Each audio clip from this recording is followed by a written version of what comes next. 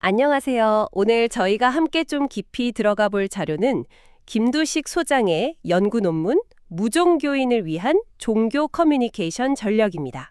네, 그 흥미로운 연구죠. 그렇죠. 한국인의 거의 60%가 종교 없음이라고 답하는 시대잖아요. 네, 2021년 기준이니까 지금은 뭐 더 할 수도 있고요. 맞아요. 그래서 이분들에게 종교적인 메시지를 어떻게 전해야 마음을 좀 움직일 수 있을까? 이걸 특히 불교적인 관점에서 가능성을 찾아본 연구라고 할 수 있겠습니다. 네, 어떤 메시지가 또 누가 말하는 게 더 설득력이 있을지 그걸 알아보는 게 이 연구의 핵심 목표였어요. 자, 그럼 연구가 어떻게 진행됐는지 좀 더 자세히 들어볼까요? 네, 연구진이 무종교인 유효 응답자 수가 370명이었는데요. 이분들을 대상으로 온라인 설문조사를 했어요. 온라인으로요? 네, 근데 이분들을 그냥 다 똑같이 본 게 아니라 성향을 좀 나눴습니다. 종교에 그래도 비교적 좀 긍정적인 마음이 열린 분들을 포용적 무종교인, 그리고 좀 부정적인, 비판적인 분들을 배타적 무종교인, 이렇게요. 아, 성향에 따라 접근법이 달라야 할 수도 있으니까요. 그렇죠. 그리고 메시지 내용도 두 가지로 나눴어요.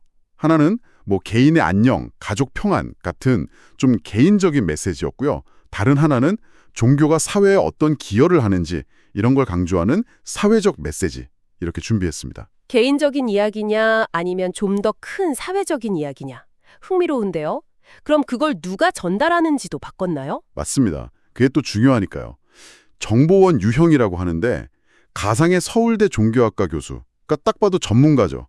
이분이 전달하는 경우랑 네네. 또 다른 경우는 그냥 평범한 종교 소모임 회원 같은 가상의 일반인, 이분이 전달하는 경우 이렇게 나눠서 어떤 조합이 태도 변화에 영향을 미치는지 실험을 한 겁니다. 와, 설계가 꽤 정교하네요. 메시지 내용, 전달자, 그리고 듣는 사람 성향까지 다 고려한 거니까요. 네, 그렇죠.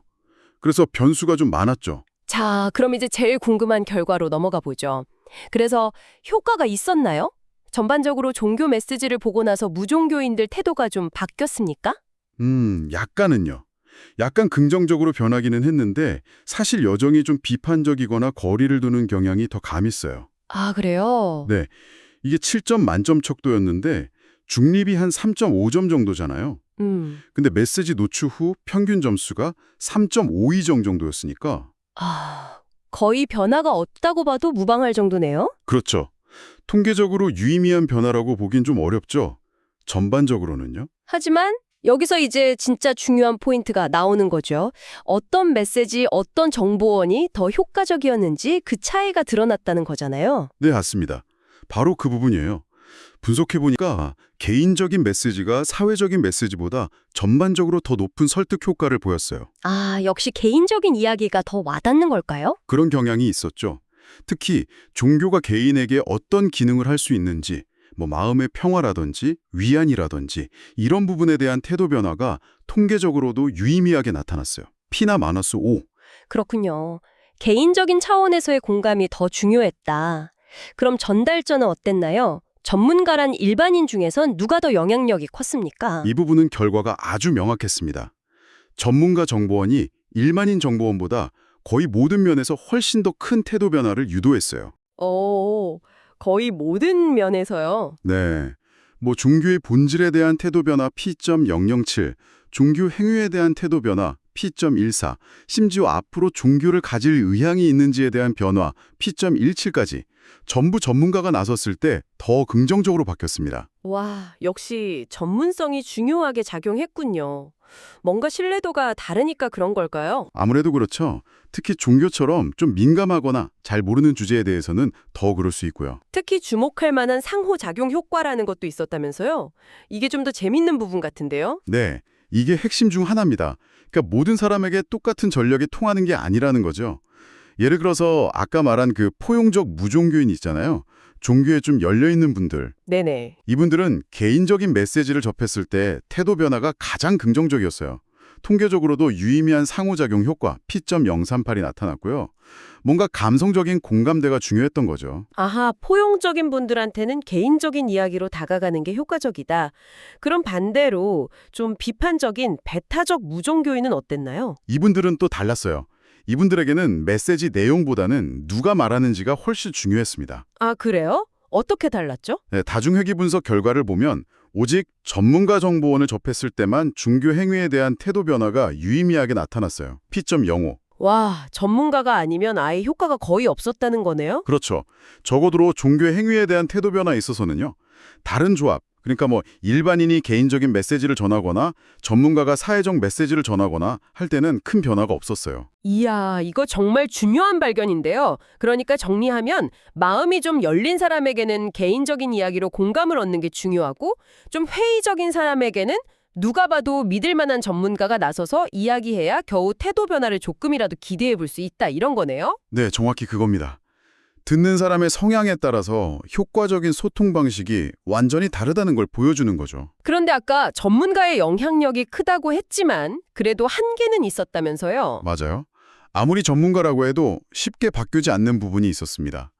예를 들면 종교 행위 자체에 대한 부정적인 인식, 일부 성직자들의 문제라든지 아니면 좀 공격적인 포교 방식 같은 거 있잖아요. 네, 그런 현실적인 문제들이 있죠. 그런 부분에 대한 부정적인 인식은 전문가가 설명을 해도 크게 개선되지가 않았어요. 그러니까 전문성을 통한 신뢰도만으로는 넘기 어려운 어떤 벽 같은 게 있다는 거죠. 하긴 그런 문제들은 단순히 정보 전달로 해결될 게 아닐 수도 있으니까요. 그렇군요. 자, 그럼 이 연구 결과가 우리에게 또 이걸 듣고 계신 분들에게 시사하는 바는 뭘까요? 꼭 종교 이야기가 아니더라도 적용해 볼 수 있을 것 같아요. 우리가 어떤 신념이나 가치, 아니면 상품이나 서비스를 알리려고 할 때도 마찬가지겠죠. 듣는 사람이 어떤 성향인지, 좀 열려있는 편인지 아니면 좀 회의적인 편인지를 먼저 파악하는 게 중요하다는 거고요. 그렇죠. 상대방 분석이 우선이군요. 네. 그리고 그에 맞춰서 메시지 내용, 그러니까 좀 감성적인 공감대를 자극할 건지 아니면 논리적인 근거나 사회적인 명분을 내세울 건지 그리고 전달자, 그러니까 좀 친근한 느낌으로 다가갈 건지 아니면 전문성을 강조할 건지 이거 좀 다르게 설정하는 게 효과적일 수 있다는 거죠. 굉장히 실용적인 조언이네요. 특히 불교계 입장에서는 이 연구 결과가 꽤 구체적인 팁이 될 수도 있겠어요. 네, 그렇죠. 예를 들어서 좀 포용적인 성향의 무종교인들에게 다가갈 때는 불교의 자비나 공덕, 회탈 같은 가치들을 좀 개인적인 이야기, 개인의 삶과 연결해서 풀어나가는 방식이 더 효과적일 수 있겠죠. 반면에 좀 배타적인 성향의 분들에게는요? 그런 분들에게는 불교 철학이나 역사에 대한 전문가의 어떤 강연이라든지 아니면 명상이나 심리치료로 관련된 과학적인 연구 결과 같은 걸 제시하면서 신뢰도를 높이는 방식이 더 설득력이 있을 수 있다는 겁니다. 아, 그렇게 접근 방식을 달리할 수 있겠군요. 네, 실질적인 단서를 제공한다고 볼 수 있습니다. 자, 오늘 정말 흥미로운 연구 결과를 살펴봤는데요. 마지막으로 청취자분들과 함께 생각해 볼 만한 질문을 하나 던져보고 싶습니다. 이 연구는 사실 딱 한 번 메시지에 노출되었을 때 효과를 본 거잖아요. 네, 단기적인 효과 측정이었죠. 만약 이런 메시지에 반복적으로 노출된다면 혹은 메시지를 전달하는 사람과 어떤 관계가 형성된다든지요. 커뮤니티 활동을 같이 한다든지요. 그랬을 때 무종교인의 태도는 또 어떻게 달라질 수 있을까요? 아, 그건 정말 중요한 질문이네요.